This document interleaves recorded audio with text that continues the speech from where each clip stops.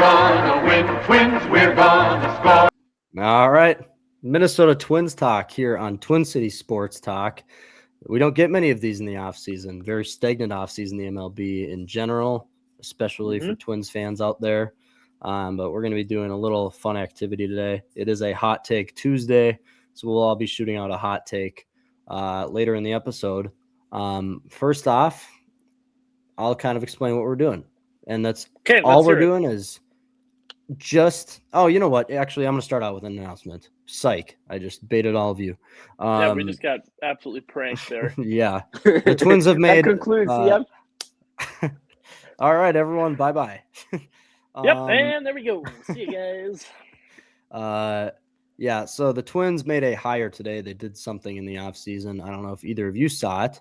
The Twins have hired former – Rocco's back. Rocco's back.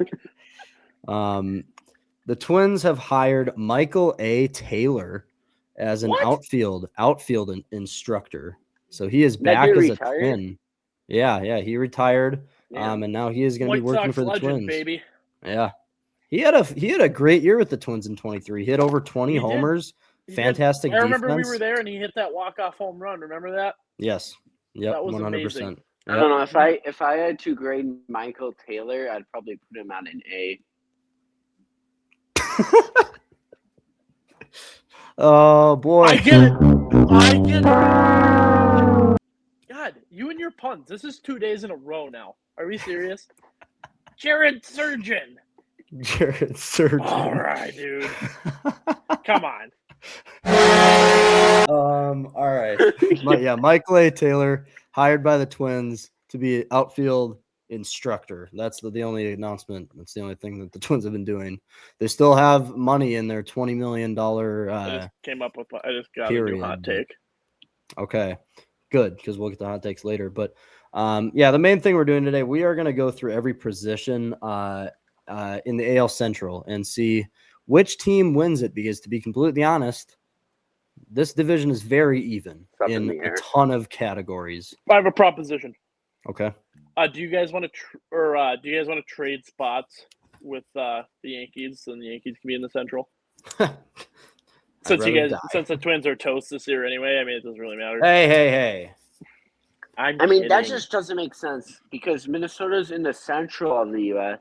and New York is in the Northeast quadrant. Trevor, that's why it was a joke. The quadrant of the world.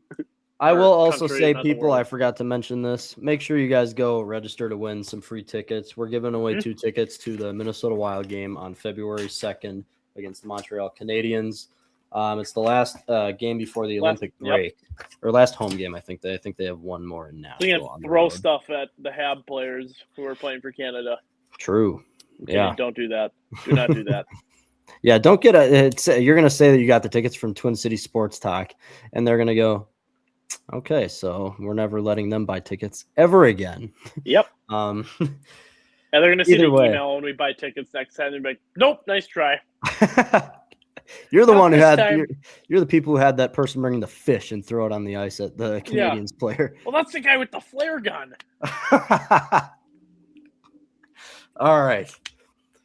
We are going somewhere. AL Central talk. We're going to go through the positions here and the player and see who wins it. We're just going to start off starting pitching stabs. I think we can count out the White Sox right away, and I think we can count out the Cleveland Guardians. Too, honestly. Yeah, Guardians. They got Gavin Williams. Chicago, yes.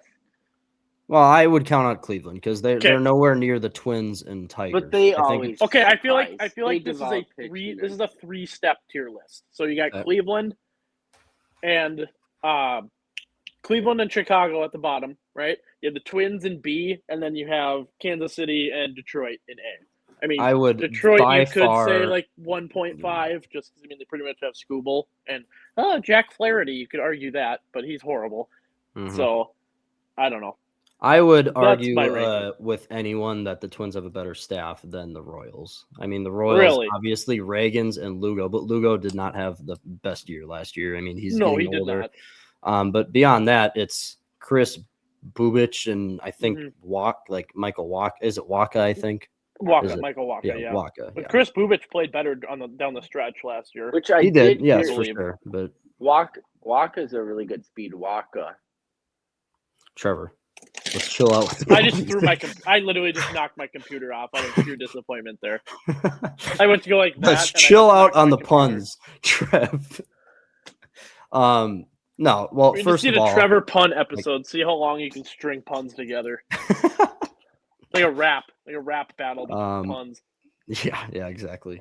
Either way, like if you actually compare the Twins and Royals, you take Cole Reagans for sure over Ryan or Pablo, but then you take either Ryan or Pablo, whoever you want to put as the two, over Lugo, and then beyond that, it's Ryan's your one. Ryan's your one. There's no debate in that anymore. I don't know if they really see him as the one. I think he is. I think we can all agree he is. I would say he is. I can't talk, I guess. I retired from talking. Every day. Me every day. No, but Bailey Ober, I would still put over Michael Wacha, for sure. I mean, Ober had a down year, but with his stuff that he has, I know the fastball has no velocity, but the changeup has the most changeup break in the entire MLB. It's literally like the best changeup in the game. It is pretty good. I'll give you that. I would take him over Wacha, and then Zebby Matthews is a weird one because, and we'll talk more about the roster as the season really comes up, and more roster predictions, opening day lineup stuff. But Zebby, I talked to Trevor. I see a lot of Corbin Burns comparisons. The windup is eerily similar. He has kind of the same velocity where the fastball can get up to like 97, 98.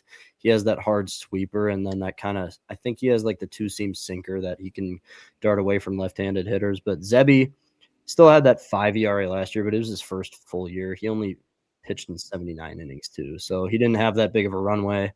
I would take Zebby over anyone on the Royals staff. But I thought you were gonna say Scooble there for a second. I was just saying, all right, and I'm signing off for the day.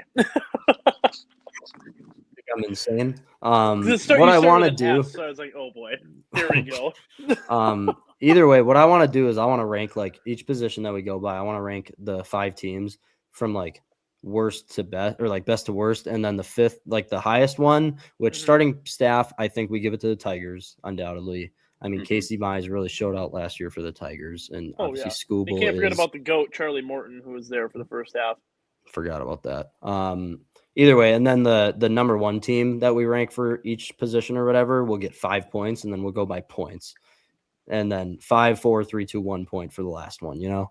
So, and I'll keep track of it on this paper here, but I wanna get like a complete point total as a whole. Who is, you know what I'm talking about here. I don't need to explain myself any further. Let's just say you don't want points just for the sake of it, so you don't get confused. So, well, if you're like the number 1 team, like the Tigers, we're going to give them 5 points. You want to do it that points. Way? Yeah. Okay. Yeah. Okay. Like 5 points. I'm going to say it. Detroit. I'm still going to go with Kansas City. Okay. I'm going to go Detroit, Kansas City, Twins, and then Poverty. The White Sox are the worst. White Sox are the worst. Yeah. So the White Sox get a point, and then the Guardians get 2 points. But Trev, who would you take, Twins or Royals? Because this is the deciding pretty much what vote. it comes down to. Yeah. The suspense. This kind of stinks because I know my Twins, but the Royals, I know obviously kind of talked about it. Like, who's their top bullpen? Like, who's their top 3 bullpenners? Their bullpen. Well, the bullpen's fine, but we're not talking about the bullpen right now. Like, yeah, the starting staff. we're just. Oh, okay. Yeah, then I'd probably go with us. I would think. Let me just quickly skim through their roster. Yeah, the Royals, Reagans, Lugo, and Wacha. That's their 1, 2, 3. Yeah, so I'd say Twins slightly. Okay, so Twins 4 points, Royals 3. All right, bullpens. I think we can put the Twins automatically at 1. Is that fair? I know the White Sox, they don't have anything special either, but from the guys, from the stats and stuff, I think it's still better than the Twins. I mean, Cole Sands is your closer right now, or Justin Topa, whoever you decide to put in that role. But neither, please. Well, it's going to be one of them. Sands for sure. Yeah. Yeah, either way, I think the Twins come up in the rear right there. Yeah. Yeah. Yeah.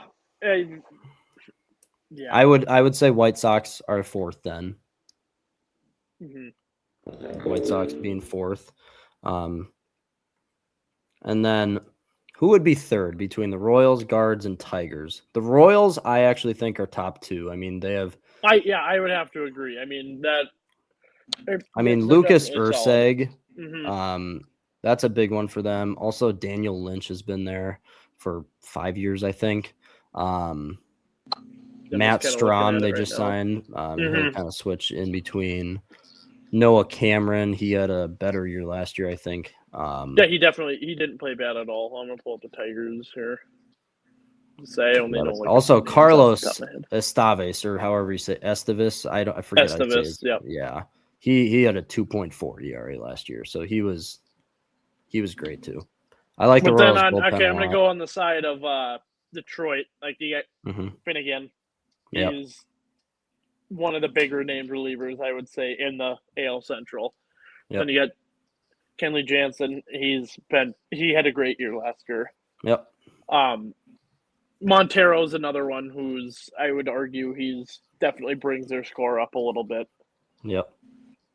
And then, well, also you can't forget about Bo Brisky. Like he did 4-year veteran there, but who's the? But young... I mean, hey, there's Emmanuel Clase. I mean, you can't really compare that. He's out. I know. Okay, I was gonna say but no, for the Tigers, Jackson Jobe. That's the young kid I was thinking about. He can pump 100. Oh, he's gonna be. He's that one of the top prospects. Pretty much all year though. Yeah, so exactly. That's the only issue with him. But I mean, he has the plus stuff. He's gonna be really good for them. So the Tigers I feel like with Cleveland, it's just kind of they have a lot of vets that were good 2 years ago in that playoff run. But I think Cade Smith. I mean, I would argue he's one of their better relievers. I think now that obviously. I'm pretty sure he's their closer now that Clase is done. Yeah. It's Cade Smith, Matt Festa, Sean Armstrong. They just signed. So that's a good signing by them. Huh? Yeah, Hunter Gaddis too. Tim Herron, Peyton Pilate. A lot of good guys. I mean, it's kind of even between the three right there. I don't know. I really can't decide. It's honestly so even. I can't really say. None of them have that huge defining name. I feel like. Yeah. Each one of them lacks that. Honestly, I would say out of all the names, Kyle Finnegan's definitely the name that stands out to me most. I feel like the Tigers have the most potential. I like the Tigers at 1 because I like the Kenley Jansen signing. Yeah. I like the Tigers at 1 and Guardians at 2 because they do have the veteran presence, and that Sean Armstrong was a very underrated pickup for them. That is true. And their payroll is so small, so that's a really good pickup. So the Royals would be third again. Tigers would be first. So, that. And then what did we say? The Guardians, was that 4? Yeah, 4. Okay.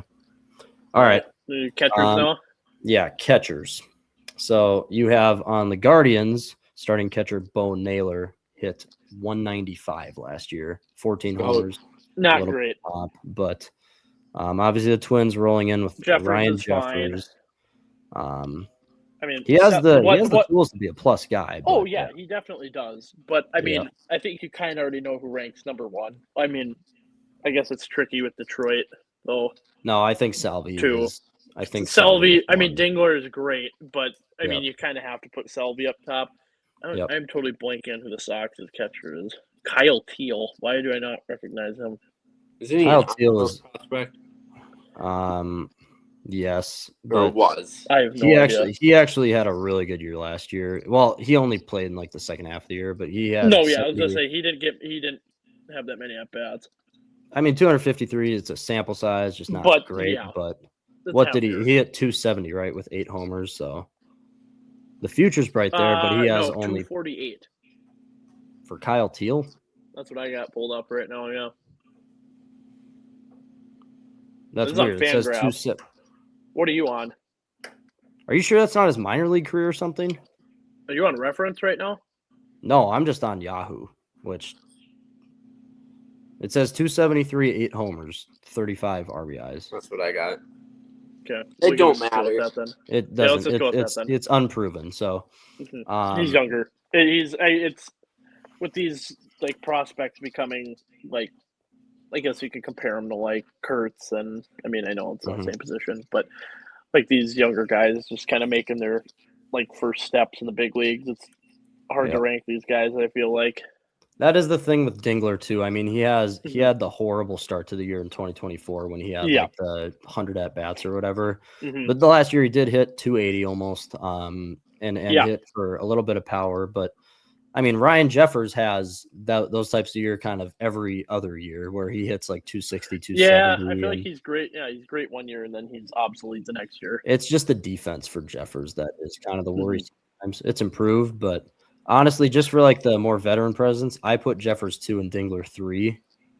Yeah, that's fair. Because I would argue there's not enough. And then Teal 4, right?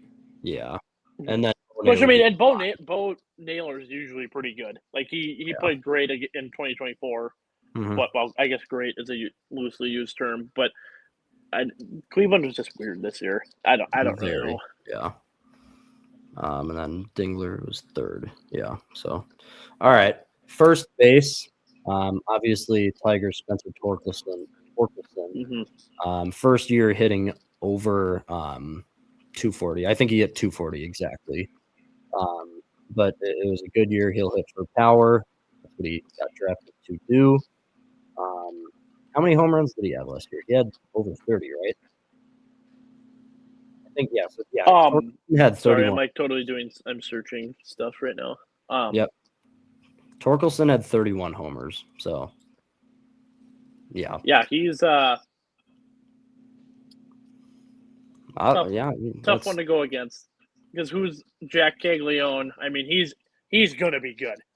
Give him a couple years, I bet Jack Caglione. Well, no, it's Vinny Pasquantino. Oh no, sorry, Vinny. Yeah. Jesus, what the hell? The Pasquale. Jesus. Vinny has been very reliable though, hitting a consistent Vinny has 260. Been very reliable. I don't know why I was thinking Caglione. Yeah, Vinny's coming off a year where he hit 32 home runs too. Yeah, he played great this year. I obviously the Twins coming in with Josh Bell now, free agent acquisition there. The White Sox don't have a first baseman right now. I just looked. Nope. The Guardians, who is? Well, they have Murakami. Yes, Murakami. Yeah, you're right. Yep. Which is hard to rank as well. The Guardians is CJ Kafis, who had whatever the hell that is. Yeah, it was a rookie. It will be a rookie. He only had 123 at that. I guess, or you could say Manzardo. I would for rankings. I would put Vinny first over Torkelson just because he had 3 numbers. Oh yeah, I totally would as well. So Vinny. So did Vinny get? Wait, Torkelson's talk about. Torkelson's there are good rumors at 2. going around that Vinny might get traded this year. Well, I mean, maybe open a spot up for Caglione. Could be a good strategy there. And then Josh Bell, I think, is 3rd because you have an inexperience with the Guardians and the White Sox. So Josh Bell, 3rd, and I'd say the White Sox over Murakami. Has done. Well, you can't. I feel like you can't do that with Murakami. You can't rank him high because, this is a completely different type of baseball. I know, but the Guardians, they don't have. I guess they don't really have like a set first baseman for this company. They don't. Yeah. As of now. Okay. Yeah, that's fair. We can do that. Yeah, I don't see any difference really. All right, second baseman. This is where we're getting to some more skill positions. White Sox, their second baseman will be Chase Meidroth. Hit 250 last year in 450 at bats as a rookie. Hit 5 homers. Big, known as a contact guy from all I'm reading right now. And Glaber had a great year. Yeah, Glaber. I miss you, Glaber. Glaber had a great year for Detroit. Obviously, Luke Keyshaw for the Twins hit 300 his rookie year. Very exciting. One of the most he's coming in. Be great. Michael Massey, or I guess India, whoever's playing. And then Brian Rocchio for the Guardians. He doesn't hit for power or contact. He just doesn't hit. But very, very good defensively. Yes, great on defense. This is a definitely tough decision. I'd say the White Sox last. We can start there. Having a rookie there, not ideal. I'm gonna give Gleyber number 1, honestly. Gleyber number 1 out of all 5, and that's not. I'll agree. Yeah, he's a vet. He's definitely he had a huge step up from the garbage that he gave the Yankees half the time. But agreed, Trev. Honestly, Keishel's on his way. So yeah, there's Keishel. Was it Keishel, Gleyber, Brian Rocchio, and then like Jonathan India or Michael. India was hurt for half the year, so I think Gleyber's 1. Yep. Michael Massey. I put just because you get absolutely nothing from the plate, I put Rocchio at 4, Luke Keishel 3rd, and then just because hits at the plate, but no defense with Keishel right now. That's where he needs to improve. I think Keishel's 3rd, and then Rocchio 4th, and then the Royals kind of tandem there. India at 2. Yeah. Twins, 3rd, and then the Guardians would have 2 points. Okay. Shortstop. Do we put Bobby Witt? Actually, technically, third base is next. Whatever. Fine. Third base. Yeah, technically. Third base. We need to follow the rules. Bobby takes the cake here. No, we're doing third base. We are going to do third base now? We got to follow the rules. That's my fault. Yeah, take that. Miguel Vargas is the guy for the White Sox. Hit 16 home runs last year. Kind of that Dodgers player for a while. Miguel Garcia he's for the Royals, I believe. Contact bat there. And a good one. Then our walking sheet of glass for the Twins. Lewis. Like Colt Keith, he had a solid year. I mean, he wasn't anything outstanding, but is it technically Keith or McKinstry? Because McKinstry won the gold. Well, McKinstry played like towards the latter half, but I'm pretty sure Keith played for the most of the season. What? McKinstry won the Gold Glove there. He did? What the fuck is up with this? Sorry, cut that out. What the hell is wrong with this website? Yeah. I think we'd have to put McKinstry as like the main guy there. We could do. He also hit 260 for the Tigers. I don't think anyone has a bigger power bat than Royce at times, but again, Royce can't stay on the field. Very tough right now. Oh, by the way, why haven't we put Jose Ramirez at first already? Sorry. Well, yeah, I mean that's. I forgot about that. Last, I didn't even really think about him, but yeah, that's easy first. And then White Sox is last with Vargas, but then Roy Garcia. I'm gonna put Royce at 4th, just because I mean he literally can't stay healthy. Like he's turning into what Buxton was his first 5 years. I'll agree. I'll agree with that. And Garcia was very consistent this year with the Royals. Yeah, let's put Royce at 4th, and then. As far as McKinstry wins a Gold Glove and also has that bat where he hit 12 or 14. 2. 60. That's kind of a given. But Garcia also a very good contact bat and the good defense. Just not as many homers. Kind of just draws out evenly here.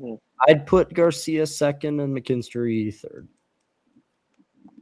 I would flip those two. Okay, I'm fine with that. McKinstry 2. I'm going to put McKinstry at 2nd just because of that Gold Glove. Okay. Sounds good. Yeah. All right. Shortstop. Bobby Witt, you are first. All right. Congrats. He's going to be mad at me, but I'm putting Colson Montgomery at 2. Why would I be mad at you for that? I don't know. I just figured this is going to be like a absolute stud. Yeah, he's going to be the face of the franchise, I'm pretty sure here. Gabriel Arias for Cleveland. Nothing special there. Montgomery for the White Sox. Royals, Twins coming in with Brooks Lee. Hasn't proven himself at the plate as of yet. The defense is very good with Brooks. Well, Brooks has a glove. He's very good defensively. He's getting there, but the bat needs to wake up. And okay, question: Javier Baez really slowed down. Like he was hitting 300 at the All-Star break or close to it, and 250. That's why. Think Javier Baez that's why I automatically put Colson at 2. Yeah, I'll do that. Yeah, Colson at 2 for sure. Do we really think Javier Baez can replicate what he did last year? Yeah, I think he's been so ass for so long that he finally decided to make a change last year, which he did. Yeah. I think he's gonna. I think this is. I don't think that was a fluke. Okay. I think he's still gonna go on stints where he swings at balls 5 feet off the plate. Yep. But then he's just got to tear himself back out. That's just Javier Baez. Yeah. Yeah. And you get really good defense there. Mm-hmm. Yeah, between him, or I'll put Arias from Cleveland. He's last. Yeah. I put Brooksley at 4th, and then what's his face? We just talked about him. Losing my mind here. Who did we just talk about? Javi. Yeah, Javi. Yeah. Yeah, Javi is 3rd. Losing it. All right, let's go to left field. Archie just woke up, if you guys can't tell. Well, I mean, Stephen Kwan's kind of a easy number 1. You got arguably one of the best hitters in the league. Yep. He had a down year, though. He only hit like He did definitely have an off year. Okay, I will bring it up. Riley Green did lead the league in strikeouts, but he did hit 260 with 36 home runs. All right. Technical. Yeah, exactly. Thank God. Trevor, technical difficulties, I guess, kind of just logged out. Riley Green, I bring up over Stephen Kwan. Like I said, yeah, he led the league in strikeouts. Hit 260 with 36 bombs, 111 RBIs, and good arm in the outfield. Not like the best defense as a whole, but he draws walks too. So he does. He gets on base. Okay. In the long, are we just solely going based off of I guess we're not going solely based off of last year, are we? Well, just as a whole, I don't know how to then quantify it. I'm still putting Stephen Kwan at 1st. Okay. All right. Yeah, that's cool. I think Green is definitely 2. 2, yeah, for sure. I think you could. Who's left field for the White Sox? Oh, Andrew Benintendi. The GOAT. 20 homers last year, 240 average. He didn't play as bad as people give him credit for. Yeah, I mean, he's good player on a bad team. Not great player, though.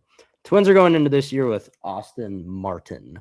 Good. I was going to say, Yeah. I don't want to be mean, but I personally think Trevor Larnach might be one of the biggest busts in recent Twins history. It's easily. I've criped about it enough on this show. It's just brutal. Twins are last, okay, with Austin Martin going in because I have Lane Thomas for the Royals above him. Twins are last coming in. They have him ranked above Anthony Santander on here and Nathan Lukes. Who? Austin Martin? And Chandler Simpson. Whoa. I don't know about that. Well, okay. I'm not trashing on Austin Martin. He has hit for a decent average for his latest times in the major leagues. He was hurt a lot last year, but he was hitting in 156 at bats. Fragile guy, I feel like. Yeah, but in 156 at bats last year before he got injured, he was hitting 282. No power, but he has all-star defense too. I like Austin for the future. He can do things for this team, but stay healthy and prove it first. But right now, I'm taking Lane Thomas over you, Austin. For so 1 we said, obviously Stephen Kwan, and then 4 would be, second would be Riley Green. Yep. And then who would be 3rd? Is it Andrew Benintendi? Yes. Sorry. Yeah, I put Benintendi at 3. Yeah. All right. Good for left field. Center field. Make it interesting here. Royals, not really anyone in center, I don't think. Nothing in Kyle Isbell, I'm pretty sure. It's Kyle Isbell. Hits a 220 basically last 3 years. Parker Meadows for the Tigers. Guardians. He's been fine. Nothing crazy. Guardians is what? Or the Guardians is it's Chase DeLauter. Sure, yeah. DeLauter, and then it's a newer guy. Yeah, and then Robert, whatever his actual name is. For the White Sox, it's obvious Byron Buxton is the best. Yeah, you do put Buck at number 1 here. Easily. And then I think it's Robert for 2. Yeah, I'm gonna go with Robert, Lou Rob. Yeah. And then for 3, this is a tough because honestly the center fielders suck other than Buck and Rob, and even like Lewis, Parker Meadows, like his defense was fine, but yeah, Meadows is 3. He couldn't hit again real quick. Yeah, I'll do Meadows 3 though because unproven on really both other ones. Kyle Isbell will be 4th, and then the Cleveland Guardians come up last there. Yep. That's fine. Yeah. So that Tigers, and 3 with Meadows, 4th. I need my wife to come home right now. Holy moly. This dog is driving me crazy right now. What's going on with him? Dude, I don't know. I mean, he's been in this room for 2 hours, so he's a baby. He's a baby, so he's gonna chew up things outside. I got to keep him in here while I record, so it just stinks. My wife was in Wisconsin this weekend. There you go. I think she's like near Monticello because she's driving back right now. But there you go. There's hope. Oh gosh. All right. So right field here. Yeah, right field. White Sox. They're going in with Brooks Baldwin, who actually looks like a nice tool for them for the future. Yeah, he's going to be solid. Yeah. Twins going in with Matt Wallner, who has the upside. Swings the bat. Yeah, he has the upside to hit 35, 40 home runs, but to do that, you have to put the bat on the ball. Last year, he did hit 202 with 22 home runs, though. If Matt Wallner hits like 230, I think he has 38 home runs.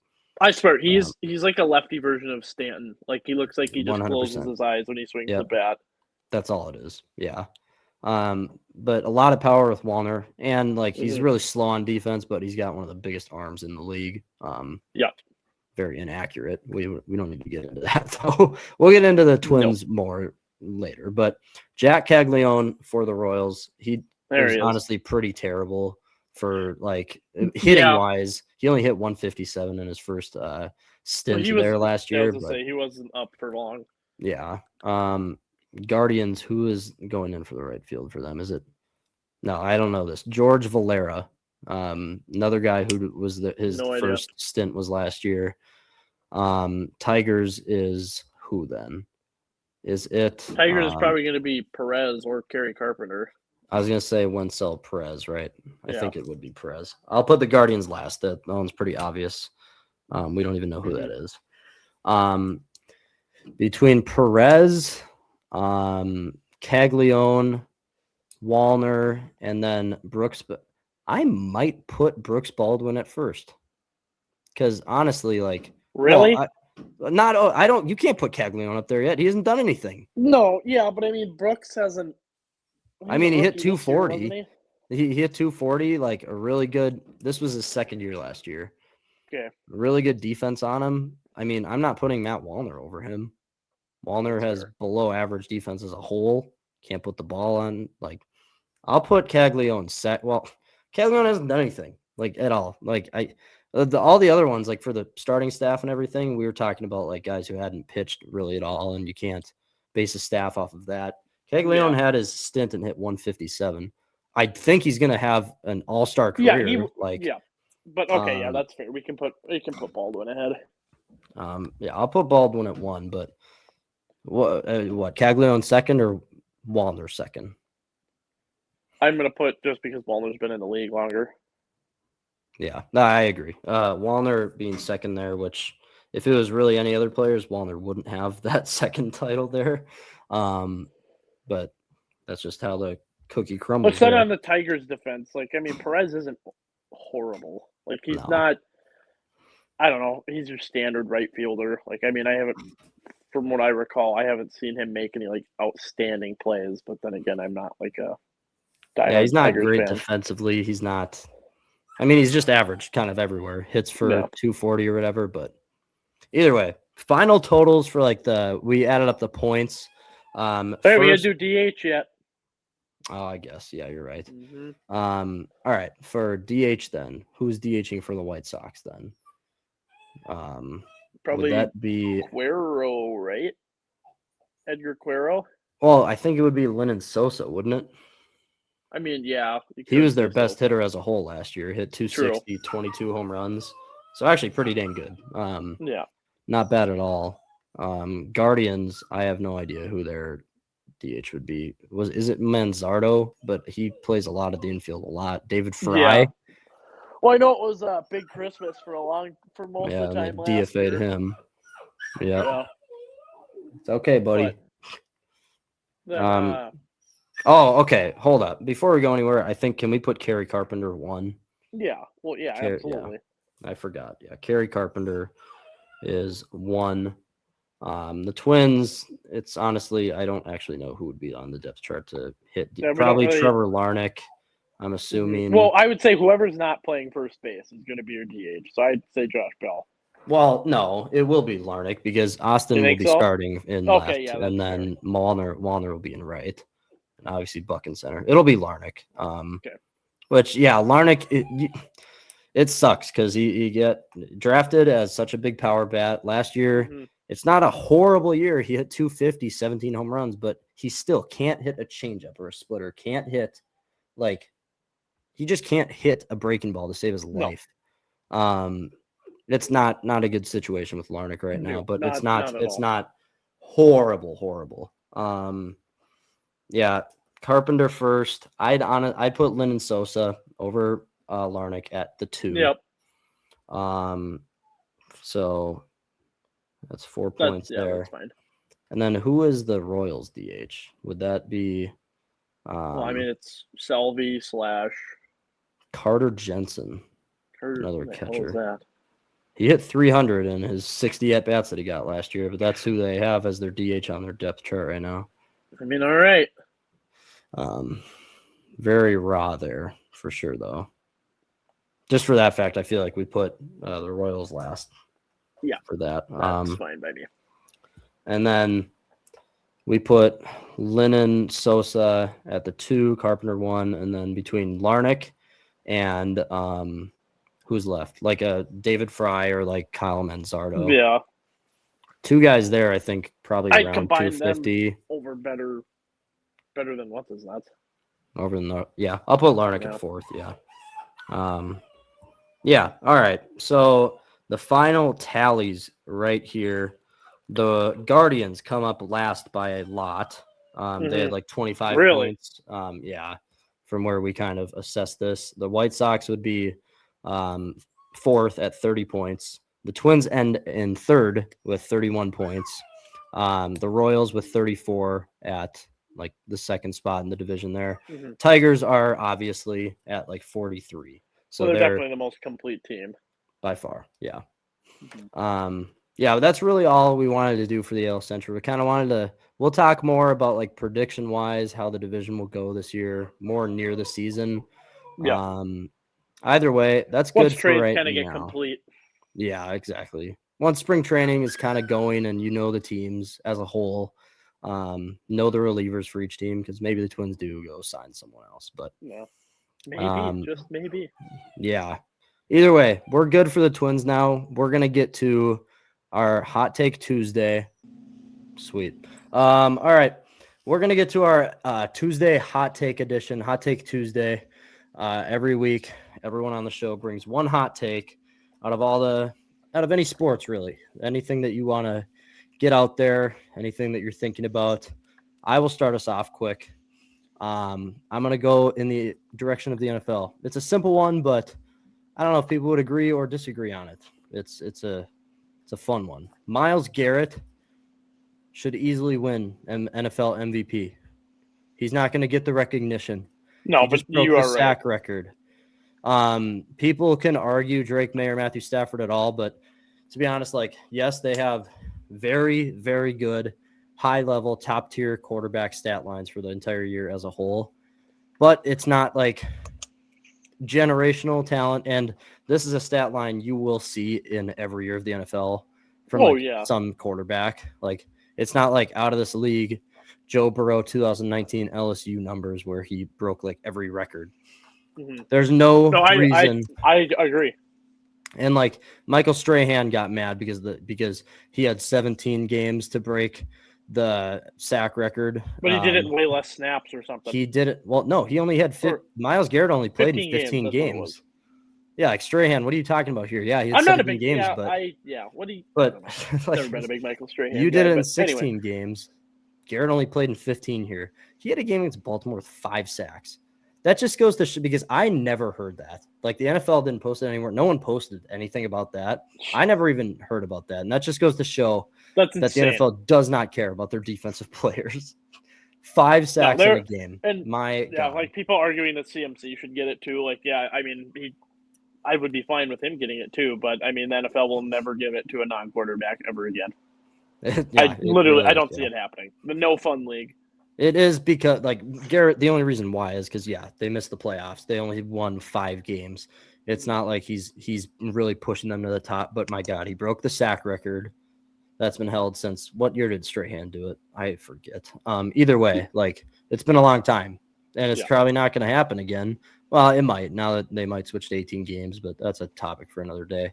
Either way, Myles Garrett should easily win the MVP, but it won't happen. So that's it. Jack, do you want to shoot your hot take? I want to hear Trevor's first. Okay. Trevor. That's tough. Redirect. Because I will go first or second, whatever. Anyway, so the first part of this really isn't a hot take, but I'll lead into it. So obviously the Falcons have moved on from their from both GM and coach, obviously. So they're going to completely overhaul like the Vikings did with KOC and Kwesi. So it started off as kind of no surprise is expected, but so I have Clint Kubiak will be hired as their coach. Nothing too crazy there. But for the people that follow the NFL closely, they did hire Matt Ryan. I forget his exact role, but I know obviously he's like some sort of president or something. Yeah, some advisor role, whatever. But Matt Ryan will definitely have a say in whether they roll with Penix or they find a replacement or whatnot. So while they get Clint Kubiak as their head coach, they're going to hire Josh McCown to be their offensive coordinator. Oh, okay. And they will find a replacement quarterback for Penix. Like, they won't get rid of Penix. Penix will still be on the roster, but kind of same thing with McCarthy. The injuries, Penix has had the injury history back even before the Falcons days back in college and all that. Mm-hmm. So they will either draft, and by draft, I don't mean a guy in the later rounds, okay, because that could very well happen. But I have them drafting a guy in the, I'll say inside the first 2 rounds. That's hot. I guess could be a fee. So they'll either draft a quarterback in the first 2 rounds, or they'll sign like a Kyler Murray or a Tua. I don't know, like the specific. Not like one like always a backup guy, but a guy who started before. Yeah, like there's going to be pressure on Penix pushing the job, because also I will say they'll cut Kirk. They'll save the money that they can that's remaining on the contract that's not fully guaranteed, which Kirk was fully guaranteed for a majority of that contract the first 2 years. You know that. So now that that's kind of out of the way, most of their savings will be, or they will be able to retain most of the remaining salary. So this is also with Kirk being released. So Clint Kubiak is new head coach, Josh McCown as their OC, and they will draft a quarterback in the first 2 rounds, trade or sign like a name that like you don't have to look up like who is this guy. So they will. Penix is on the hot seat just because of injuries. Oh, that's hot. This was year 3 of Penix, right? Or no, year 2. This is just year 2. Because it was paired, because it paired up with Kirk. But anyway, so he's got 2 years left, and then the looming 5th-year option thing.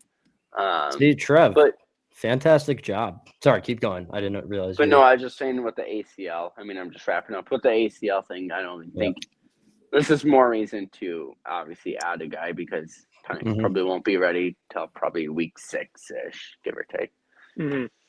I like it. I'll give you a round of applause.